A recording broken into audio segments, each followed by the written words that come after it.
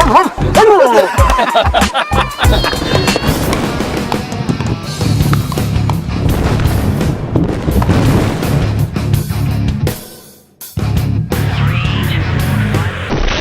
right, welcome back to the Randy Baby Round Robin Turkey Shootout Wrap-Up Show. This is Randall, and I'm here with JD, professor and teacher of all things pickleball. JD, we saw a valiant effort by the young guns. They were up 3-0 on the old honeymooner types, Richard and Craig, and it was a much better match than the first match.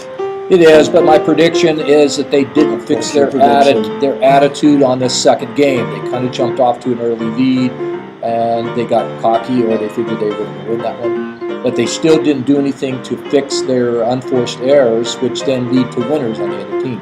And that just happened again and again and again, as we saw on the highlight reels. That's just something that will come with tournament experience. They're going to have to get the tournament feeling, the tournament experience, watch, listen, learn, and then apply it. There's a lot more chatter going back and forth in this game, too. Richard, Papa Smurf, he's really known for his boisterous talking on the court. He's always cracking jokes, and there was a lot more back and forth, especially between Randy Baby and Richard in this game. You know, then that can be sportsmanship or lack of. Gamesmanship? Yeah, gamesmanship, or I would go right to the ref. If there's a ref, instead of tournament ref, that's the verbal hindrance. I don't need that crap going on. So you're going to talk about that, or it's going to affect your brain a little bit, because that's Richard's MO. Yeah. You know, he's been doing that forever. Craig is a little more of the settled down guy, but Richard's game has that smack talk, if you will, and it's going to put a different muscle feel to you, because you're going to, well, he wants to hit you, and he said that in one of his quotes. Are you kidding me? So this is something that will affect mentally the game. It's psychological. I think that was one change that the young guns tried to make, to try to maybe change the ebb and flow and get under the skin, to try to use all the weapons, if you will, all the arrows in the quiver. Yeah, oh yeah, they got to use something. They knew they needed to break those guys out of the way they are. They're stalwart. They played a ton of tournaments. They know what they're doing. And you notice they hit a ton of lobs. And then Craig would take the initiative and lob and put a little dink in there. Well, let's go down to the highlights here. Let's take a look at the highlights, so we can see exactly what happened here in this game. The old KG veterans, they really just used a lot of defense and just hitting the ball back into play. And here we have the first kitchen play where Craig just missed it right into the net. And then his strategy on it. And then we have Richard missing a shot. And this was in a succession where Randy Baby really got under Richard's skin. He returned his serve right here on the line. And this was when the young guns were up. Shannon went ahead and popped one up, and then Richard closed the deal, smashed it home. But then Shannon redeemed himself by hitting one right down the middle. And then that one was unbelievable. I mean, talk about a shot off the head. It was off the rebound here. And then there's too many unforced errors where Randy Baby was in the kitchen. A nice soft shot by Craig resulted in a miss by Randy Baby. Randy Baby on the defense, and then Richard missed. If you wanted to look at that one again, the paddle needs to be prepped here quicker. Then it can be blocked back in play. Randy had to do a little more too much with it. And then that level there, look where he was on the court when he hit it. You can tuck your elbow in and hit that one in. Look at the drop shot. And then this was the match point here. A little back and forth between Craig and Shannon. There's just too much muscle on that last shot. Did you notice that Shannon did not dink that one that Craig dinked? Shannon popped it in right into his wheelhouse, and then bam, Craig put it away.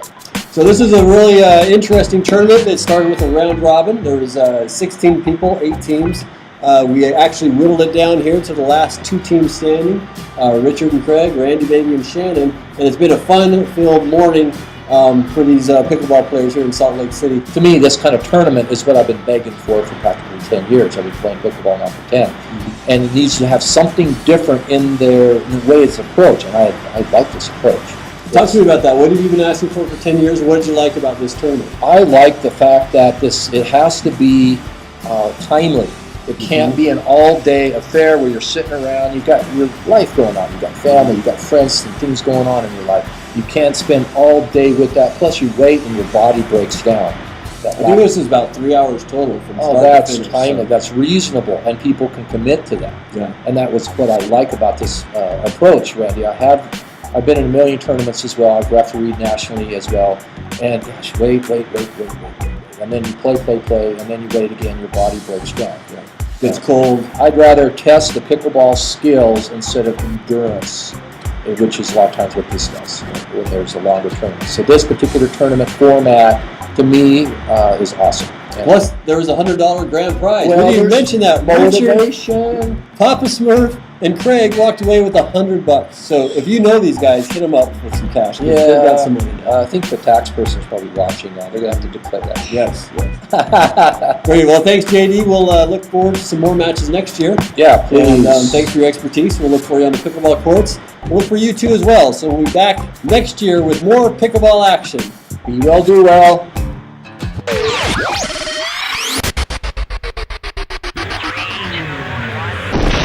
We've got Geezer 1, also known as Larry the Legend. Larry the Legend, he's won multiple gold medal matches in pickleball.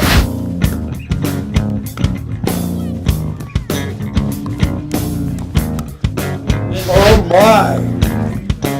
That is the game and the match. So we've got 11-5. Pouty and Pouty came through with the goods when it mattered. The last 6 points in a row. Be a bigger ribbon. You just wanted to see a picture. You look like Jeff Donovan now. It won't fit over his head. Well, welcome back here in the broadcast booth. Larry the Legend here with Randall, and boy, it was a closer game, but really never in doubt. Much closer. And up to the point when it was 5-5, it was still anybody's game. But then the errors came into play, and if you hit it in the net, hit it out, you can't win if you've already lost. That's right. So you were talking about Howdy and Pouty, Richard and Craig. They don't really take the game too seriously. Were they more buckled down than you've seen them in the past? Much so. I think the cash got Richard's attention.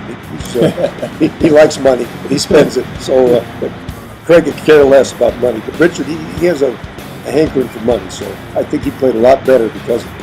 And they were doing a couple of tactics there. They were crossing. Do you think that was a gamesmanship move to really put the other team off their game? Not really. They stack all the time in tournaments they play in. It doesn't confuse anybody but themselves. But they think because there's a left-hander and a right-hander, there is an advantage. And there is if you play it enough. But they don't do it all the time. So they're just trying new things. And they're getting up there in age like myself, and they're getting a little slower. But they do enjoy the game. I think they'd rather play for fun than money. But today was a different story. That's going to wrap up the first ever Randy Baby round robin turkey shootout. And already I'm hearing that, yes, Randy Baby is saying, well, there's no way that he was going to win this tournament because he didn't want to win his own tournament. So always the sportsman there, making sure that everybody has a chance there. He gave him a big chance by putting in the net more often than he should have. But he learned to keep the ball in play, and that's the name of the game. So this is the up-and-coming players here in pickleball in the Salt Lake Valley. Richard and Craig have the crown now. What do you see going forward in 2018 as far as pickleball on a local level? Well, when I get my partner back to the play, we're going to upset them, and we'll be the winners next year. Oh, so you're okay. So you're going to be the first person to sign up for next year's turkey shootout. I will be there. And you'll be doing a lot of prep work because you're going to go to the U.S. Open, the Fall Brawl, and also the Huntsman Games to get ready for the round robin turkey shootout. Among other tournaments, so I'll have a lot of practice in by that time. Very good. Any closing thoughts here on Howdy and Pouty?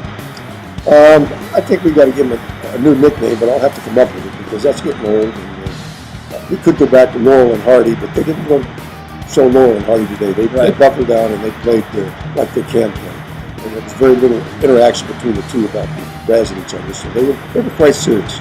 Oh, and somebody, I'm just getting this in from one of our correspondents. One of the people out there think that Craig looks like a big famous leading man. Any guesses who that might be? I've heard rumors, but I can't remember. Yes, it's Richard Gere. Exactly. Richard, do you believe that? Yeah. In all my life, I've never thought of that. Yes, he does have some semblance of Richard Gere. Yes, he has a way with the ladies and with the pickleball paddle. All right, well, that'll do it for us here from the warm confines of our broadcast booth. Make sure to join us next year for the second installment of the Randy Baby Round Robin Turkey Shootout. Back then. Until then, enjoy and swing the paddles. Thanks, Randy.